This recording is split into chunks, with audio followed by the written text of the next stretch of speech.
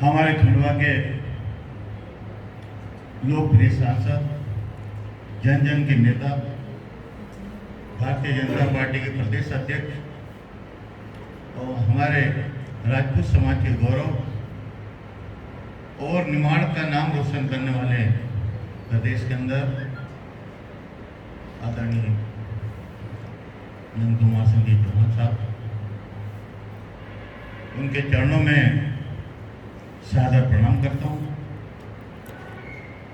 चिचगोन मंडल के समस्त कार्यकर्ता यहाँ पर उपस्थित हुए हैं, उनको भी सादर प्रणाम करता हूँ।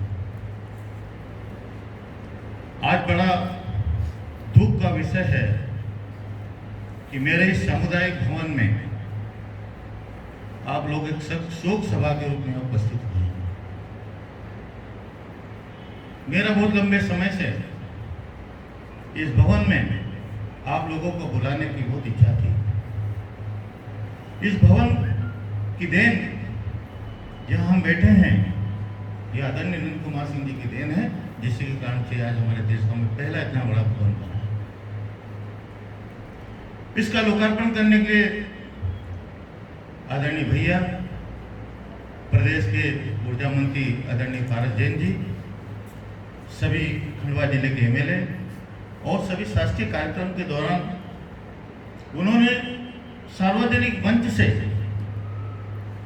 इस भवन की और मेरी और मेरे सचिव की इतनी प्रशंसा की कि मेरे पास उनके लिए कुछ कहने के लिए शब्द नहीं है। और उन्होंने कहा कि अगर ईमानदारी से काम करने वाला व्यक्ति हो तो 10 लाख में 20 लाख का काम कैसा होता है, ये हम ग्राम पंचायत देशगांव से हम लोगों को उदाहरण देंगे। और इस बात से खुशी होकर उन्होंने जो भवन ऊपर जो बन रहा है 10 लाख रुपए की घोषणा करी कि मैं 10 लाख रुपए इस गांव की पंचायत को और देना चाहता हूं और इसके ऊपर आप डबल भवन बनाए। उस भवन को मैं पूर्ण किया। मैंने माननीय विधायक जी से भी बात करी, राज्यपाल भाई से भी बात करी, केंदाराम भाई से भी बात करी कि हमको उस भवन का लोकार्पण करना है। उस लोकार्पण के लिए मैं आमंत्रित करना चाहता था आदरणीय भैया को और आप लोगों को। आज इस बात के लिए मुझे बड़ा दुख हो रहा है कि मैं किस बात के लिए बुलाना चाहता था और आज यहाँ किस काम के लिए आप लोग उपस्थित हुए हो। भैया का आशीर्वाद मेरे ऊपर बहुत जबरदस्त था।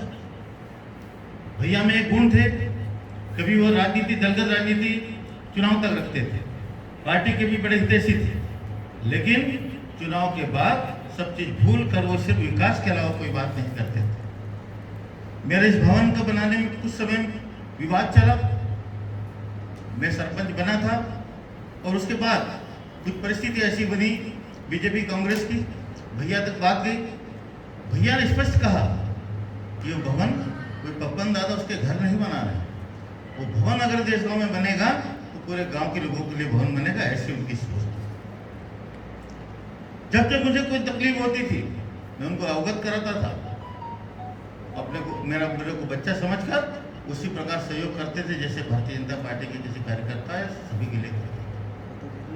एक समय था हमारे एक छोटी सी बात पर पुलिस और यहाँ की जनता का बहुत बड़ा विवाद हो गया। उस समय मैं जनपद उपाध्यक्ष था। परिस्थिति यह बनी कि गोलियां चल गई, पुलिस और पब्लिक के बीच में पथराव हो गया और 307 की कार्रवाई 350 लोगों के खिलाफ हो। हम लोग भैया के पास गए, हमने पूरी वस्तुस्थिति बताई, उन्होंने एसपी को वहीं बुलाया, आईजी डीआईजी से बात की और पूरी परिस्थिति को समझने के बाद उन्होंने कहा कि इनकी कोई गलती नहीं है, आपकी पुलिस की भी गलती है और इनकी भी गलती है। आप चाहोगे तो दोनों आपस में सामंजस्य बना लो, नहीं तो आपके खिलाफ भी आप सस्पेंड हो गए। एसपी को स्पष्ट बोला, सागर साहब थे, आपका प्रमोशन रुक जाएगा। आपके बिगर परमिशन से आपके यानी कैसी गोली चला दी। मुद्दा बहुत गहरा है, भैया का सहयोग रहा, किसी के खिलाफ एक नाम नहीं है, 350 लोग उनके कारण से बचे थे। ये उनका सहयोग हमारे गांव के प्रति रहा। राजनीति में बहुत सारे लोग रहते हैं, जब अकेले मिलते हैं, भाजपा कांग्रेस के अलग अलग होने के बाद भी अकेले में प्रशंसा जरूर कर देंगे, लेकिन जब सार्वजनिक स्तर पर अगर कोई बात आती है तो वहां पर बात करने में कतराते हैं या उससे कोई सहयोग करने में कतराते हैं। ये भावना उनमें नहीं थी। वो जैसे अंदर से थे वैसे बाहर से थे। ये गुण से व्यक्तित्व को मैं सादा नमन करता हूँ। उनकी क्षतिपूर्ति मुझे इस जिले में कोई नजर नहीं आती कि कोई इसकी पूर्ति कर सकता है। ऐसा व्यक्तित्व मेरे जीवन में मैंने नहीं देखा। मेरे राजनीतिक जीवन में मैंने जितने भी लोगों के संपर्क में आया, मुझे नहीं लगा कि इतना अच्छा व्यक्तित्व का कोई व्यक्ति मुझे मेरे संपर्क में आया। साफ सुथरी छवि, अच्छे से कहीं अकेले मिल जाओ, उनकी नज़र गिर जाए तो वो गाड़ी रोक कर अपने से बात करते थे। अभी पिछले कुछ समय पहले कोई बिगन गांव तरफ जा रहे थे, गाड़ी जाम में हो गई, मैं इधर मुँह करके खड़ा था। पप्पन भैया, मैंने मुँह घुमाया, मैंने प्रणाम किया। मैंने कहा भवन का लोकार्पण करना है, नहीं दे जाए, चुनाव निपट जाए, मैं आता हूँ। ऐसा व्यक्ति कोई आवाज़ नहीं देता। ठीक है, उधर खड़े हैं, कोई समय खराब करे। जनता से सीधा संवाद, सबका, छोटा व्यक्ति, बड़ा व्यक्ति, किसी समाज के व्यक्ति, कोई दल का व्यक्ति उनके पास चले जाए, ऐसा सहयोग करने वाला व्यक्ति मैंने कहीं देखा नहीं है। आज मैं पुनः आदरणीय नंदू भैया को सादर प्रणाम करता हूँ और आप लोगों से भी निवेदन करना चाहता हूँ कि उनका जो मार्गदर्शन था, उनके पद चिन्हों पर चले और वैसी राजनीति करें जैसे नंदू भैया करते थे।